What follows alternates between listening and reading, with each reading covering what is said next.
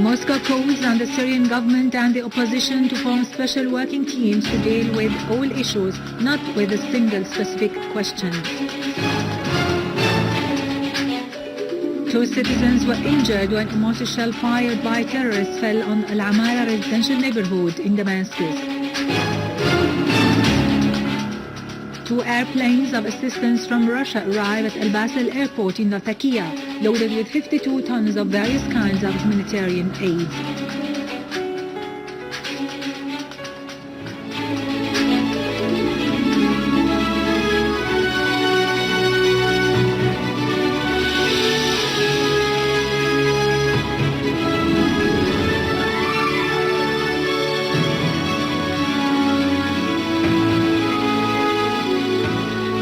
Good afternoon, ladies and gentlemen. This is Irado Krikorian with the news in English.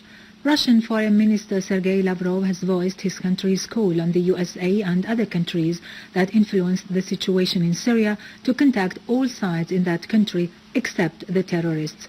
During a session of talks he held in Moscow today with a delegation of the so-called opposition coalition delegation, Lavrov said, "I urge our American and European partners and the countries of the region, which, in our conviction, should work with all sides without exception. I mean here the political sides, not the terrorists," Lavrov added. Lavrov said his meeting today with the coalition delegation would be useful to determine stands in order to later push forward the Geneva process. Lavrov had reiterated in his word at the security conference held in Munich 3 days ago the call for unifying international efforts to solve the crisis in Syria. He affirmed his country's effective support for the dialogue that was started in Geneva between the Syrian government and the opposition, voicing belief that the opposition should be represented on a larger scale in the upcoming round of talks as a precondition to guarantee the success of the conference.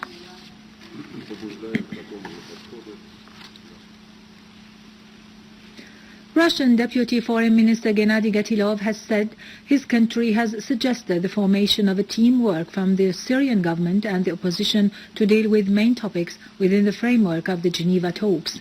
Gatelov underlined the need to reach an agreement on a number of questions such as a ceasefire, the humanitarian issues and the subject of forming a transitional administrative commission in order to find a solution to the crisis in Syria. Gatelov said, "Solving all these issues requires the formation of special working teams."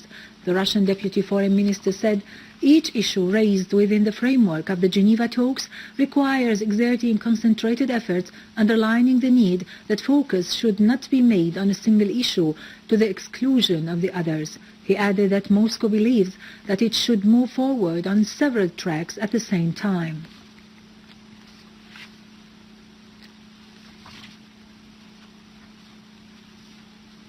Russian aid plane reached al-Bassel airport in Lattakia.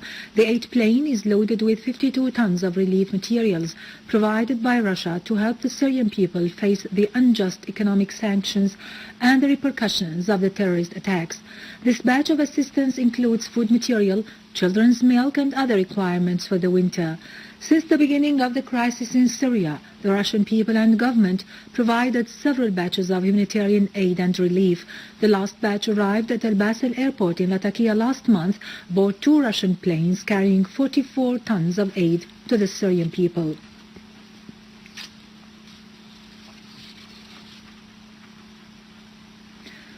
Emphasizing to press on with the national dialogue away from the Western dictates and foreign interference, parties and forces of national bloc have held a press conference at Damaros Hotel in Damascus to underscore the fact that adopting Doha coalition as the sole side to hold talks with a delegation of the Syrian government and the sole representative of the opposition was the main reason behind the results reached at Geneva conference, because this coalition has no representation on the ground. The participants further confirmed that a basic condition to make Geneva conference a success was to immediately halt funding and arming overtly or covertly the armed groups. They pointed out that the U.S. conduct in this respect to solve the crisis in Syria lacks seriousness.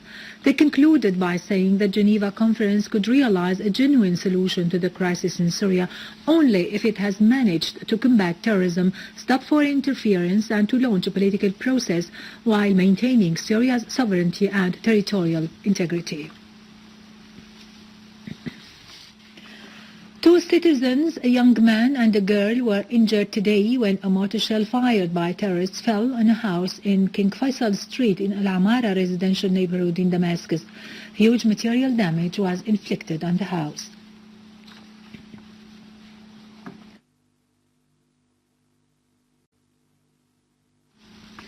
In Aleppo Governorate, Syrian Arab Army units have eliminated a number of terrorists and destroyed their weapons and ammunition in Qadi Askar, Karm Yassar and Karm al-Jazmati in the city of Aleppo.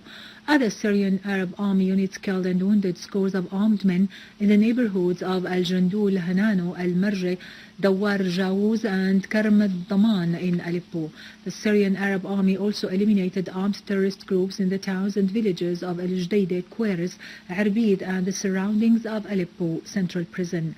The Syrian Arab Army also destroyed terrorist vehicles loaded with arms and ammunition in Azzan and the industrial town. On the other hand, a child and a woman were killed and 7 other citizens were wounded when a mortar shell fired by terrorists fell in Al-Midan neighborhood in the city of Aleppo. In Deir ez-Zor, Syrian Arab Army units destroyed today 5 vehicles loaded with weapons and ammunition which were intended to reach terrorists. Other Syrian Arab Army units destroyed a tunnel that was used by the terrorists in their movement, killing many of them and injuring several others. A military source said that in As-Sina neighborhood, a unit of the Syrian Arab Army destroyed a vehicle equipped with an anti-aircraft machine gun, killing a number of terrorists. The source added that 4 terrorists were killed near the old bus garage, while 4 of terrorists' vehicles were destroyed at Ghassan Aboud roundabout.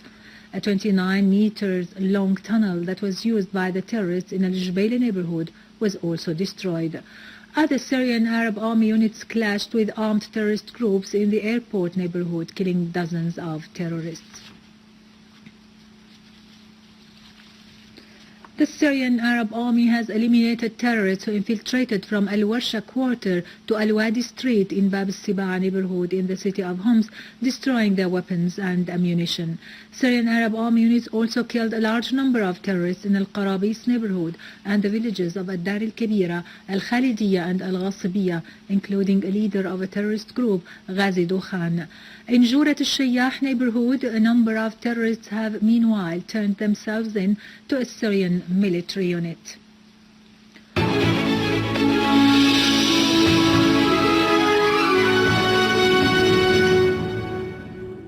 Welcome back.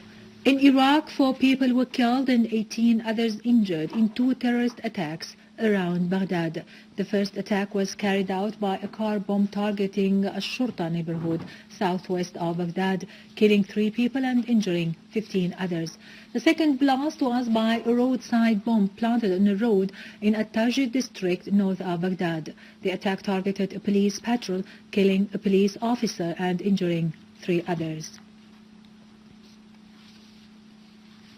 Finally, 6 military men were killed by an explosive device that was planted inside their vehicle. A security source said that the explosive device was planted in the vehicle that exploded as it was passing in Al-Khamsin Street near Dar Silm area north of the capital on its way to the headquarters of the Ministry of Defense downtown Sana'a, pointing out that the number of those killed was likely to rise.